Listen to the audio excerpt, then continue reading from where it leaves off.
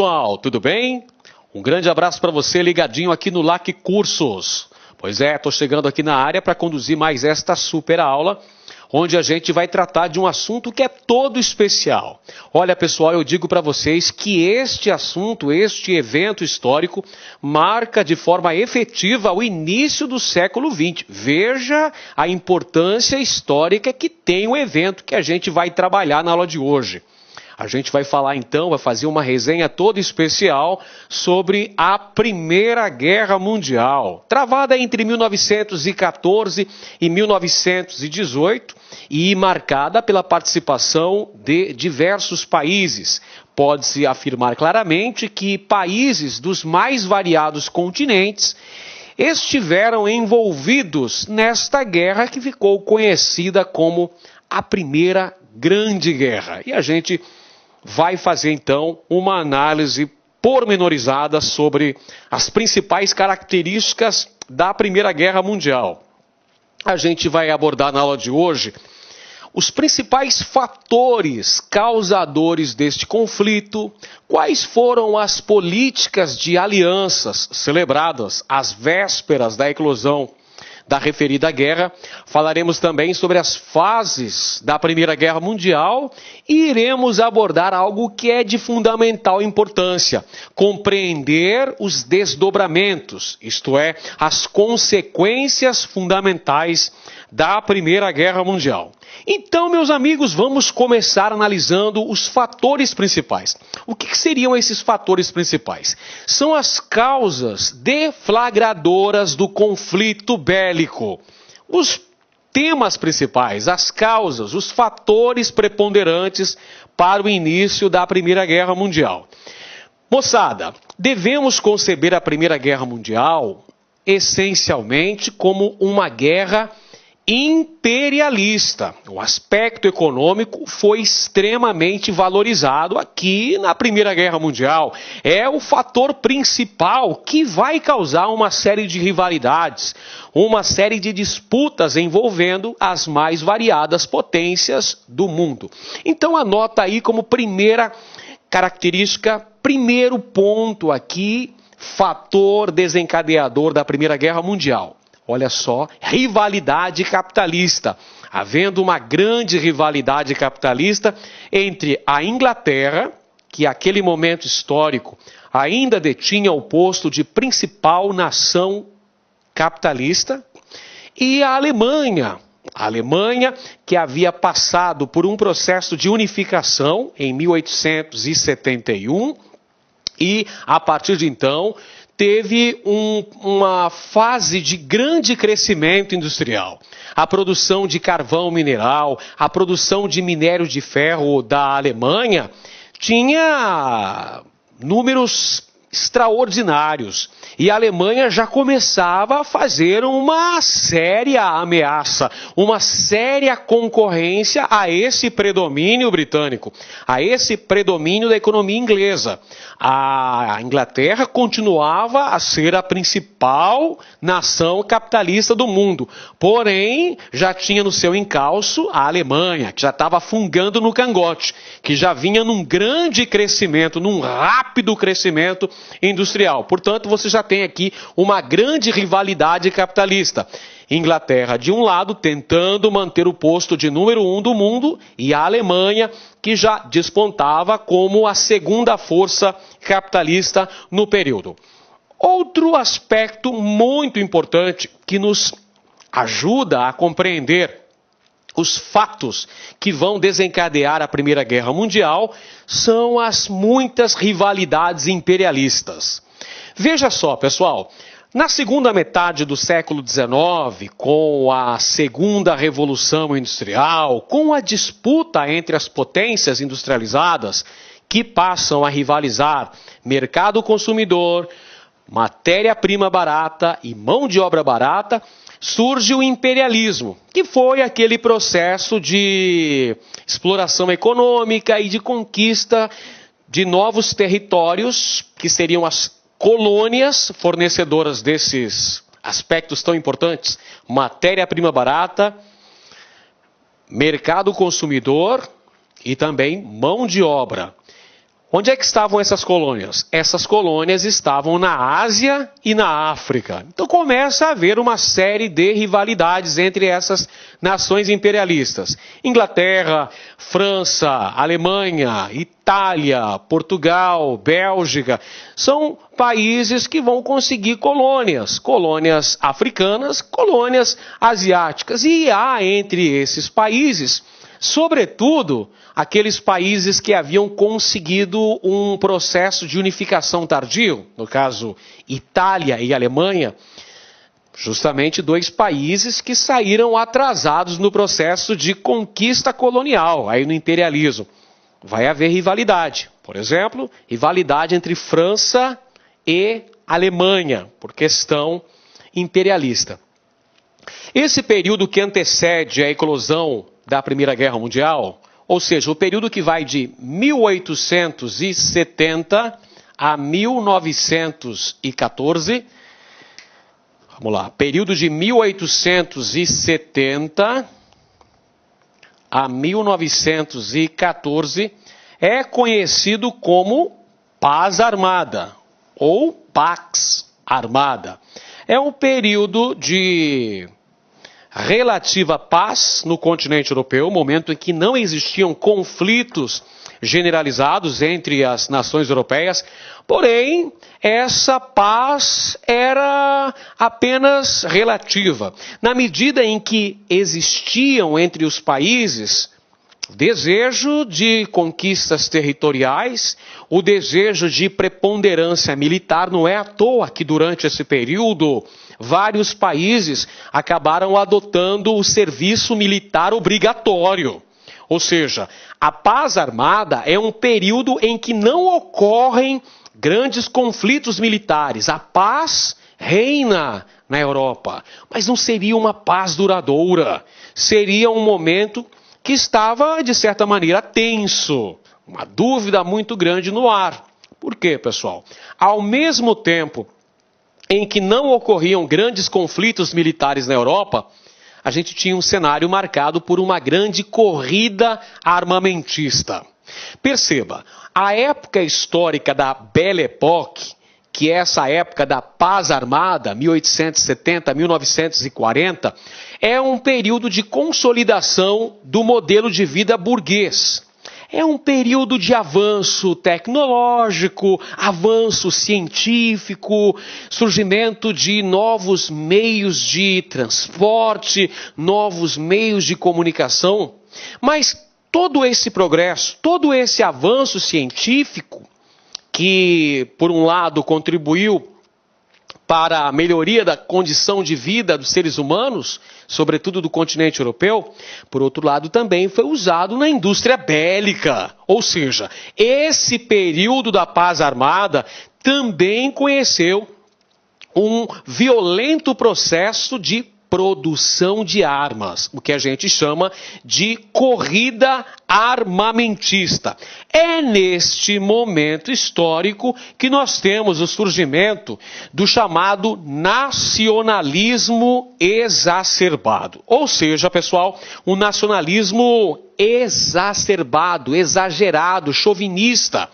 Perceba, países como França, a própria Alemanha, vão ter um nacionalismo muito exagerado. Você percebeu que agora há pouco eu disse que esses países adotaram o serviço militar obrigatório. Era um dos pontos. A própria educação escolar também era usada no sentido de se valorizar as coisas da pátria, de se valorizar as identidades culturais de cada país, valorizando-se a bandeira, os símbolos nacionais, o hino nacional. Crescimento desse chamado nacionalismo exacerbado, que a propósito chega a ser xenófobo, chega a ter aversão ao que vem de fora, aversão ao estrangeiro. Quer um exemplo? Na França, por exemplo, pessoal, a gente teve o chamado revanchismo francês. Veja bem, em 1871, na famosa Batalha de Sedan, O Império Francês foi derrotado na Guerra Franco-Prussiana. A Guerra Franco-Prussiana, pessoal, assinala a consolidação do processo de unificação da Alemanha. A Alemanha se unificou lá em 1871, derrotando a França. E essa derrota da França deixou um resultado, deixou consequências muito sérias para o país. A França perdeu territórios, justamente os territórios de Alsácia e Lorena. 2 territórios cujo subsolo era riquíssimo, pessoal. Riquíssimo em carvão mineral, em minérios de ferro, que foram anexados pela Alemanha. Perceba, a título de indenização da Primeira Guerra Mundial, a Alemanha anexou os territórios de Alsácia e Lorena. Então isso vai ferir violentamente o forte nacionalismo francês, fazendo com que naquele país surgisse, olha só, o revanchismo, ou seja, um desejo de desforra, um desejo de vingança, de revanche. A França não aceitava perder a guerra, perder os territórios de Alsácia e Lorena, pagar uma indenização aos alemães e ainda por cima, meus queridos, ver o primeiro Kaiser, ou seja, o primeiro imperador alemão, ser coroado no Palácio de Versalhes, nos arredores de Paris. Aí foi demais para o nacionalismo francês. E é por isso que vai surgir um desejo muito grande de revanchismo nesse país. Ou seja, a França vai ficar engasgada com a Alemanha, querendo a todo custo uma revanche. Outro fator aqui fundamental que antecede a eclosão da Primeira Guerra Mundial foi a formação de alianças militares, que a gente vai falar um pouquinho sobre elas daqui a pouquinho. Daqui a pouco a gente trata mais sobre essas alianças militares que foram formadas. No caso, são 2 alianças. A primeira delas, que foi formalizada em fins do século XIX, a chamada Tríplice Aliança, e a outra formada ali, consumada já no início do século XX, a Tríplice Entente. Muitas questões aí vão estar aí entremeadas nos aspectos antecedentes da Primeira Guerra Mundial. Uma delas aqui, a famosa questão marroquina, que correspondeu justamente a uma rivalidade envolvendo França e Alemanha pelo controle da exploração do Marrocos, país localizado no norte da África, de localização geográfica a propósito estratégica, disputada por essas 2 nações. Foram realizadas uma série de conferências, conferência de Algeciras, conferência de Agadir. Inclusive, a Alemanha vai reivindicar a posse do Marrocos, e a França, que já havia chegado primeiro a esse território, que já estava explorando economicamente o norte da África, vai se recusar a ceder esse território para a Alemanha. A Inglaterra, então, se apresenta como intermediadora desse conflito. E você lembra que a Inglaterra era uma adversária econômica da Alemanha? Pois é. A Inglaterra vai dar ganho de causa para a França e entregar para a Alemanha, a título de indenização, o território do Congo. Só que a Alemanha vai considerar muito pouco essa oferta, considerar irrelevante essa oferta. E vai surgir aí mais tensões no ar. E nós temos também a questão balcânica. A famosa questão balcânica, pessoal, que é originária do processo de desmantelamento do Império Turco-Otomano, que durante muito tempo dominou aquela região dos Balcãs. Mas aí, com a crise, o desmembramento do Império Turco-Otomano, essa região passou a ser disputada. Havia o interesse da Sérvia, que desejava constituir a chamada Grande Sérvia na região. havia também o interesse da Áustria-Hungria, que acabou anexando a região da Bósnia-Herzegovina, lá em 1908. Então você já tem aí um choque de interesses, a famosa questão balcânica. Nós podemos dizer aí claramente que a Península Balcânica era uma região assim considerada um verdadeiro barril de pólvora, uma coisa absurda, né? Uma coisa muito tensa. Por quê? Porque haviam interesses antagônicos nessa região. A Alemanha, por exemplo, apoiava as pretensões da Áustria-Hungria. A Alemanha era uma aliada da Áustria-Hungria. A Alemanha queria construir uma ferrovia ligando Berlim a Bagdá, para ter acesso aos poços de petróleo localizados no Golfo Pérsico.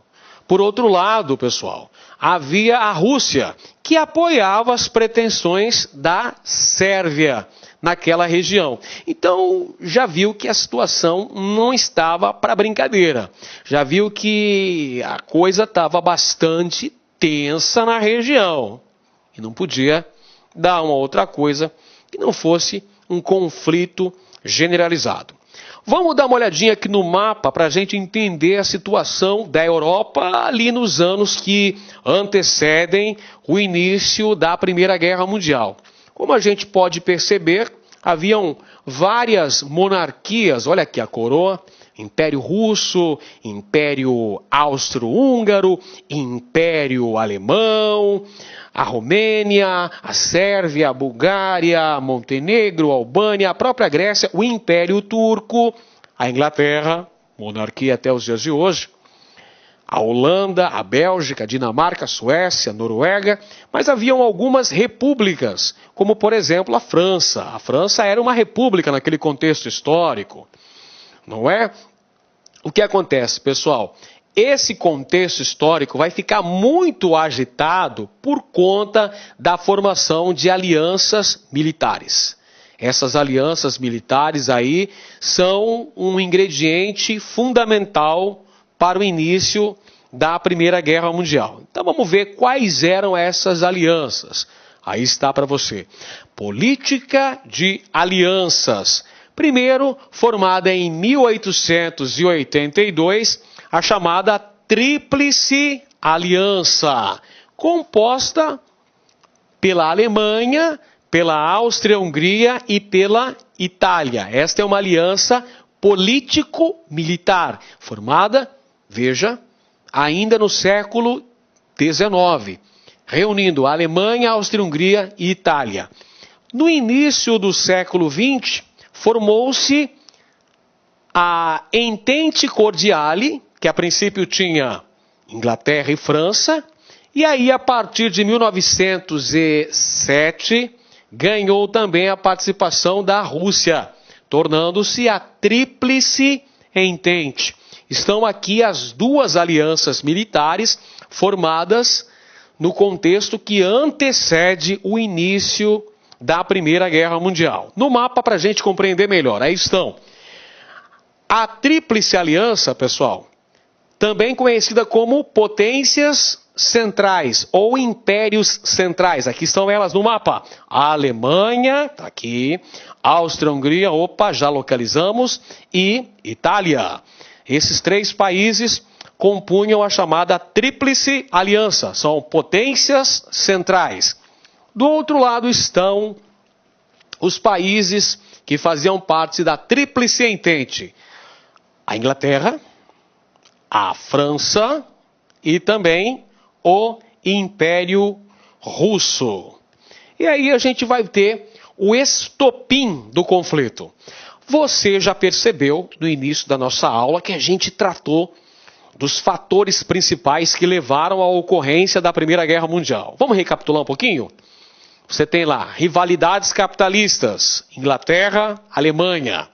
Rivalidades imperialistas, envolvendo principalmente França e Alemanha. Você tem a questão do revanchismo francês. Você tem também a questão do nacionalismo exacerbado. tem a produção de armas, a famosa corrida armamentista, e tem as questões, as disputas envolvendo as nações mais poderosas do continente. Questão marroquina, França e Alemanha, questão balcânica, envolvendo os interesses ali dos aliados da Alemanha, no caso a Áustria-Hungria, e da aliada da Rússia, a Sérvia. Aí nós temos o estopim do conflito, pessoal. O que é o estopim do conflito? É o fato que vai deflagrar o início da Primeira Guerra Mundial. É a gota d'água, é o aspecto ali que vai marcar, vai pontuar o início da Primeira Guerra Mundial, que vai ser usado como o pretexto para se iniciar aquela sangrenta guerra. Estopim. Estopim foi justamente o chamado Atentado de Sarajevo. Então tá aqui, pessoal. Atentado de Sarajevo. O atentado de Sarajevo, pessoal, foi justamente o assassinato do arquiduque Francisco Ferdinando de Habsburgo e sua esposa Sofia, lá em Sarajevo, capital da Bósnia, em junho de 1914. Este fato é considerado, então, o estopim que marca a eclosão da Primeira Guerra Mundial. 28 de junho de 1914.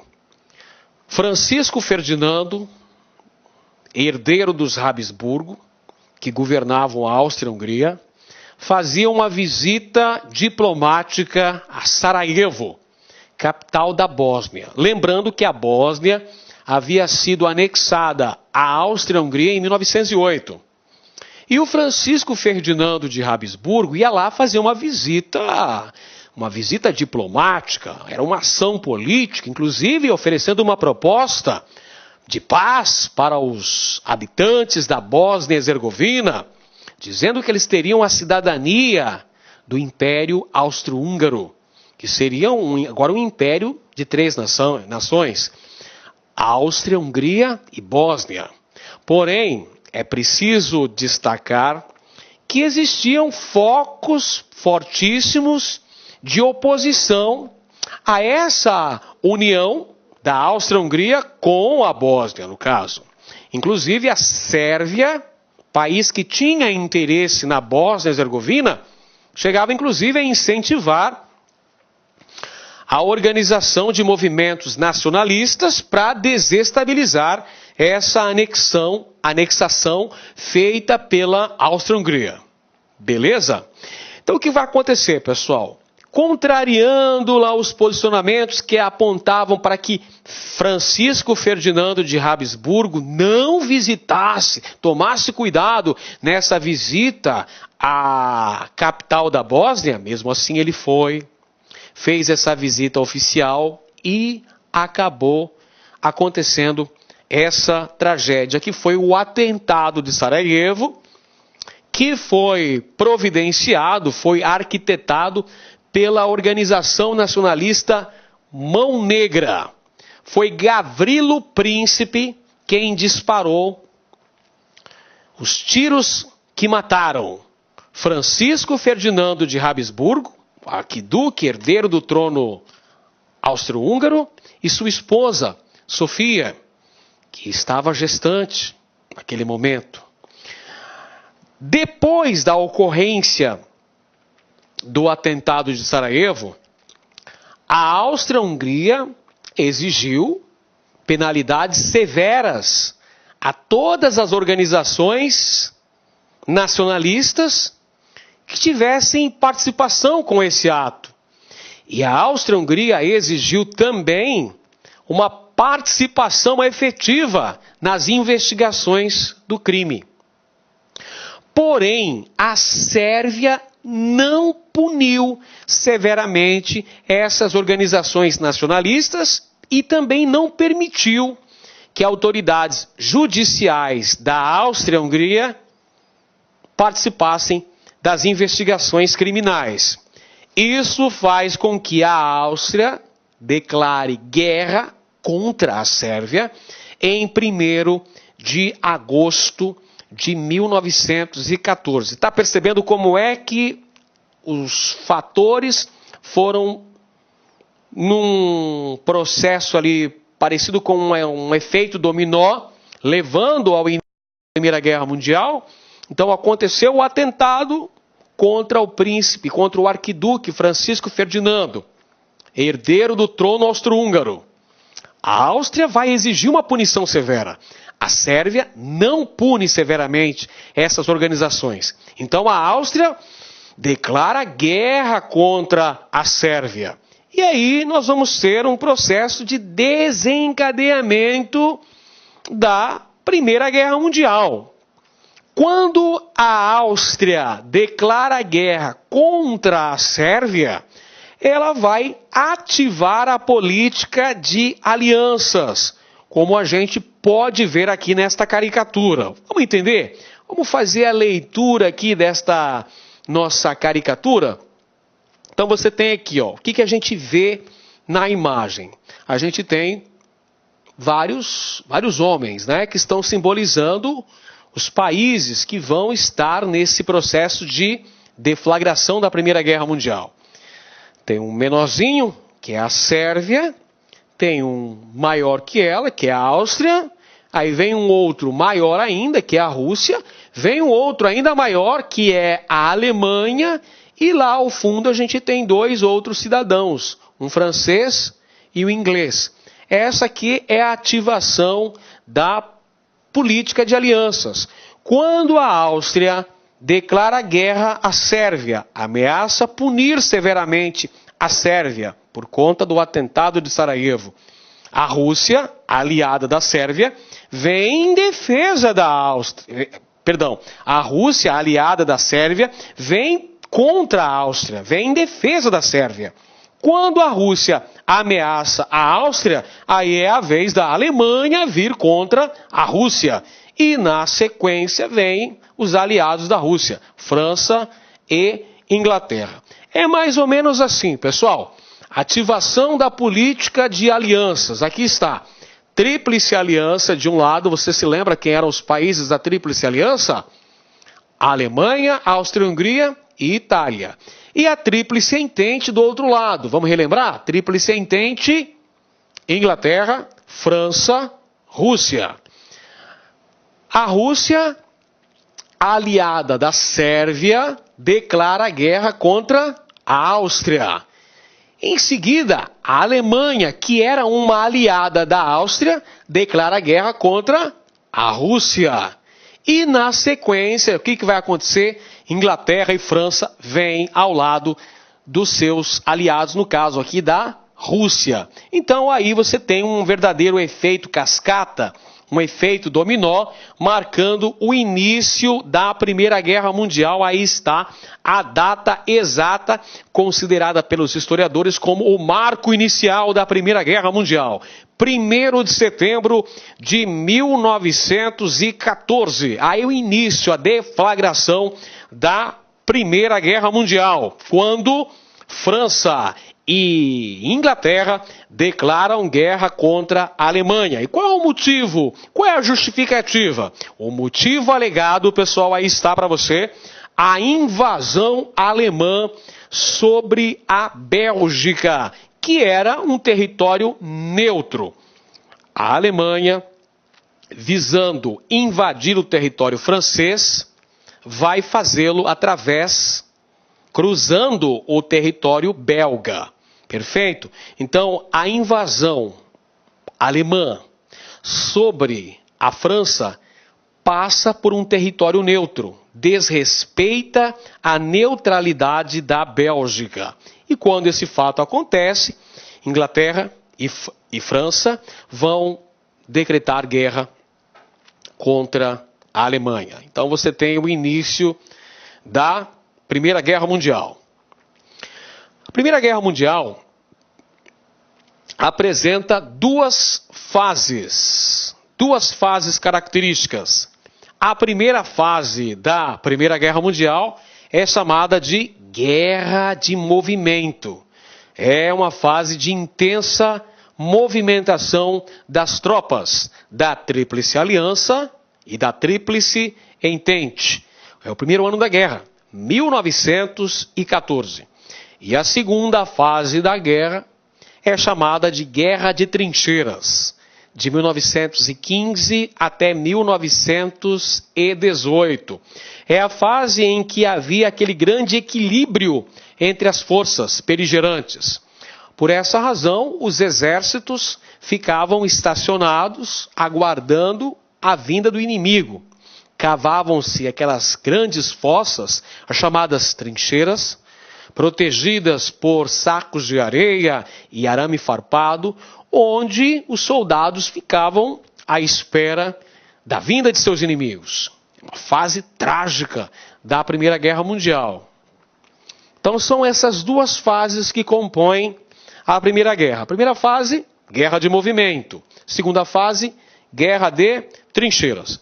Então vejamos aí quais são as características de cada uma dessas fases da Primeira Guerra. Olá, meus amigos, minhas amigas, sou o professor Luiz Antônio Carvalho, com muito prazer, muita satisfação, estou aqui para fazer uma proposta pedagógica para você que quer ser policial militar do estado do Pará. Este concurso já foi autorizado pelo governo, este concurso deve ser realizado ainda, atenção, no primeiro semestre de 2019, e claro, um concurso aí em torno de 3.000 vagas, vai ser muito concorrido, inclusive pessoas de outros estados deverão disputar, deverão aí participar desse certame. E para que você tenha reais condições de ser aprovado, ficar competitivo, convido vocês a fazer um curso pré-edital. É isso mesmo, então você vem aqui na Lá Concurso, faz um curso pré-edital, é um curso um pouco mais lento, é um curso um pouco mais longo, para quê? Para que você tenha condições de fixar o conteúdo.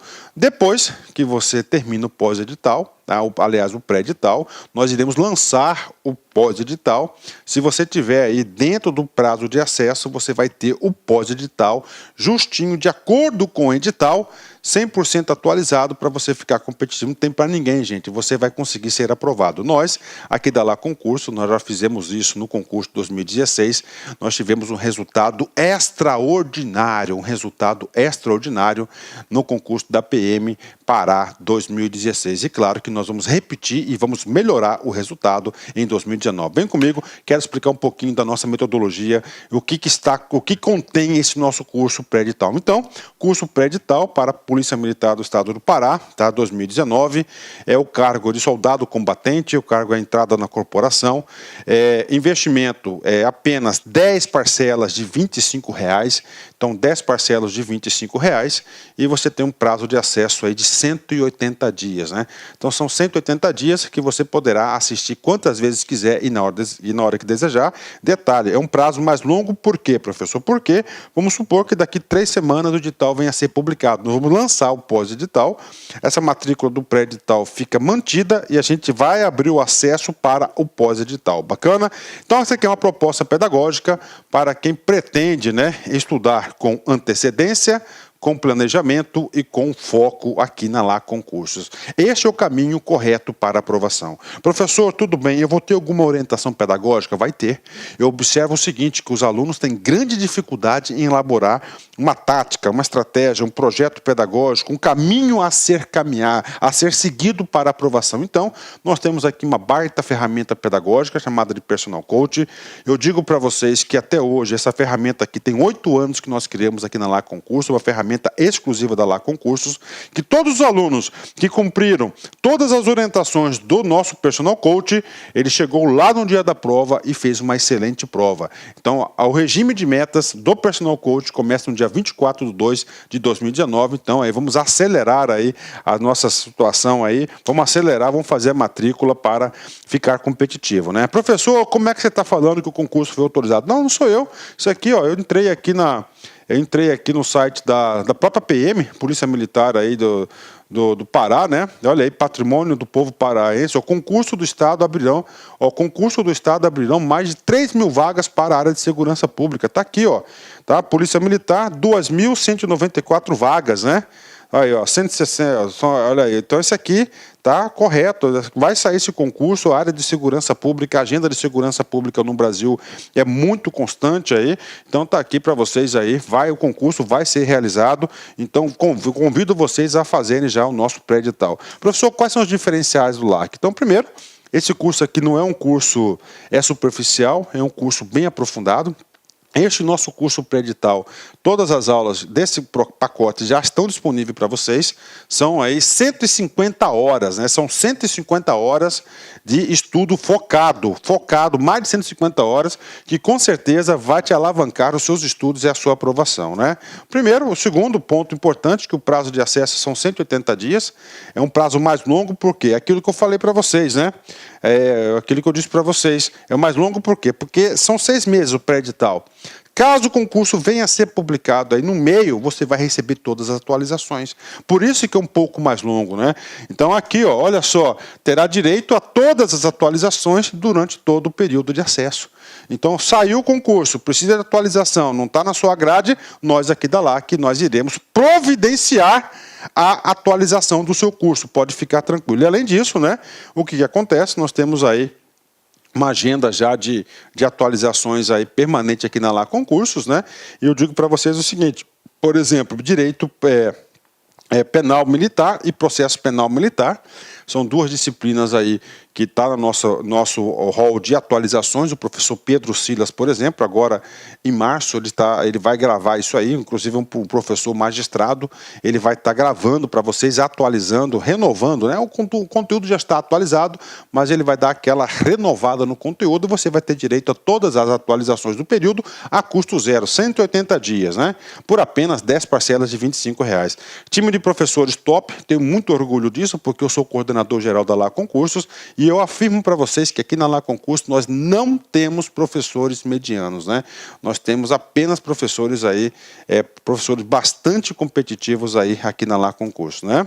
Personal Coach, que eu estudo regime de metas, aqui você não fica sozinho, isso aqui é um plano de estudo, se você seguir este caminho, tenho certeza que você vai se dar muito bem na prova, né?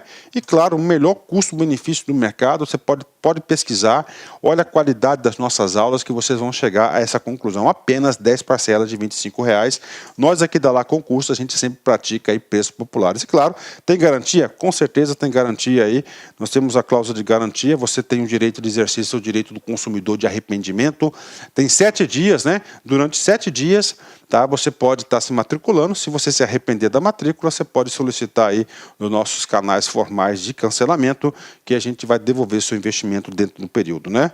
E claro, nós lá que você estaremos juntos nessa caminhada. Bacana, meus amigos? Ok, né? Professor, é um curso pré-edital. Como é um curso pré-edital, nós temos que ter parâmetros, né? Qual que foi o parâmetro que a LAC Concurso utilizou para montar essa estrutura de curso? Claro, foi a nossa campanha muito bem sucedida lá em 2016, né?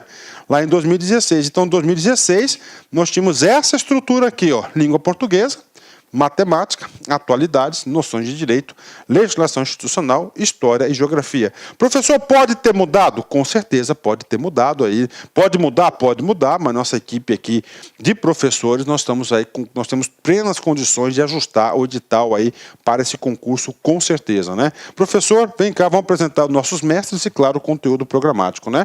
Língua portuguesa, nós temos aqui o nosso professor Sidney Martins, né? É o professor nosso de língua portuguesa, professor Sidney Martins, né? Ok, matemática, professor Jefferson Fiel, nós temos aí o professor Jefferson Fiel, ponto a ponto desse edital, eu acredito que português e matemática não vão ser alterados, né?